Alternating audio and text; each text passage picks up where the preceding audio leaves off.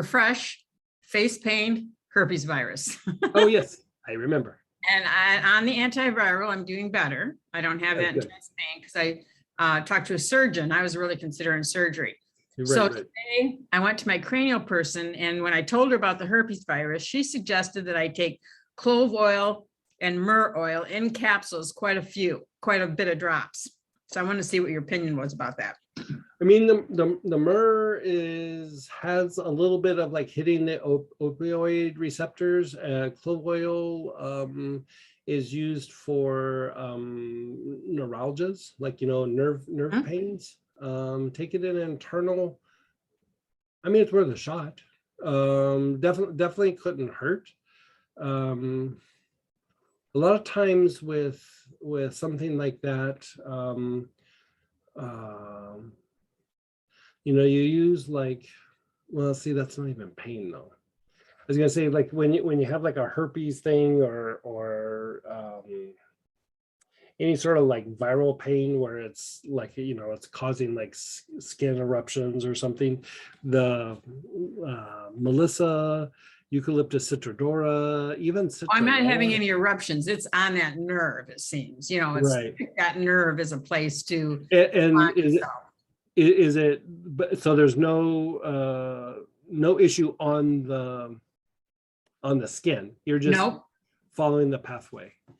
And that's what he thinks. He did a test. I'm off the charts with herpes virus. Since I'm on the antiviral, I am better, because I mean, I was seriously considering surgery, which is irreversible numbness, basically. So I have improved. I'm also taking the L-lysine, which you told me before to take. But she said that maybe she was just doing it for pain, you know, to try to subside. She also gave me a liposomal glutathione and said to take that.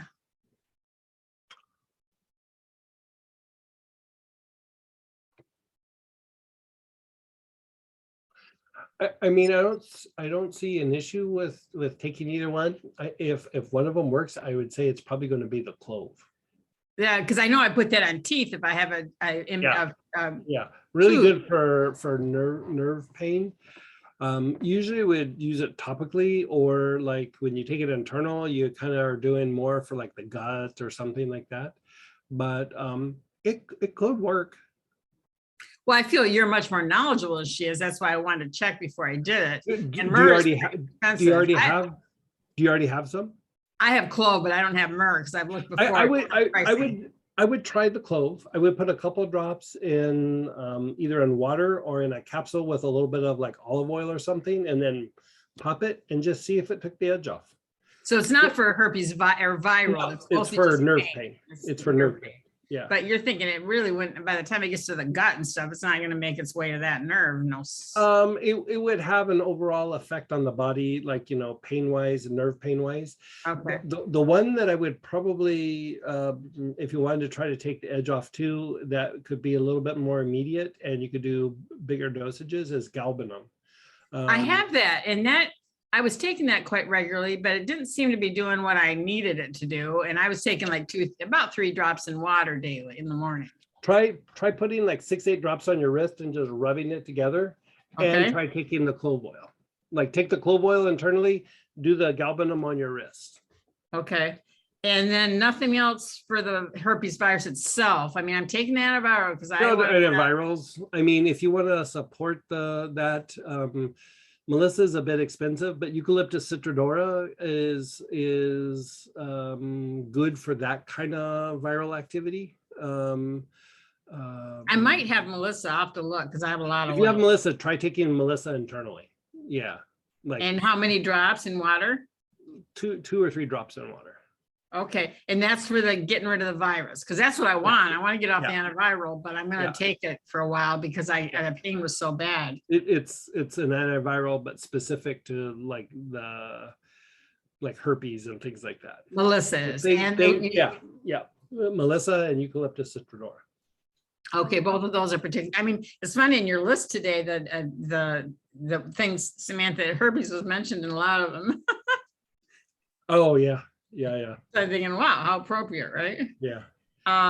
Okay. The Eucalyptus citrodora, it's like one of those ones that it's I was going through and I was looking at my list and I was like, it's one that I even forget about. Like, it's just such a quiet oil on the shelf that I was like, uh, uh, we should be using this more. Like, it's inexpensive. You could use a bunch of it on the body. It's anti-inflammatory. It's good for joints. It's good for like viral outbreaks, especially those kind of skin type viral outbreaks.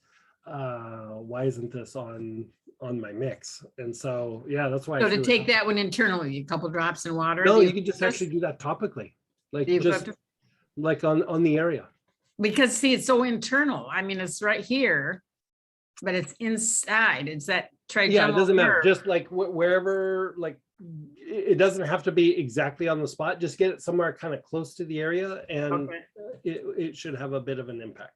Okay, because there's nothing physically erupting, you know what I mean? It's just for some reason he thinks it's living on that nerve. That's Yeah. where it flares up for me.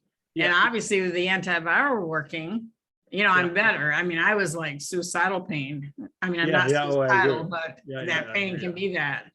And I mean, if it gets bad like that again, I'm just gonna do surgery, which that's irreversible, Yeah. Okay, my last little thing is Mhm. I have an Aura ring, so it measures my heart rate variability and all that, and I hardly have any REM sleep. Do the back and forth between mugwort and artemisia. And you can follow a pattern, but you don't even need to follow a pattern. You can just inhale 15, 20 times and then inhale the other one 15, 20 times. Like right before bed or? You can do it anytime during the day, but it works best right before bed. But even if you do it earlier in the day, it will still work. Okay, I mean, I don't feel like I'm deficient in sleep because of the REM, but No, every but time it comes up warning, Yeah. low REM.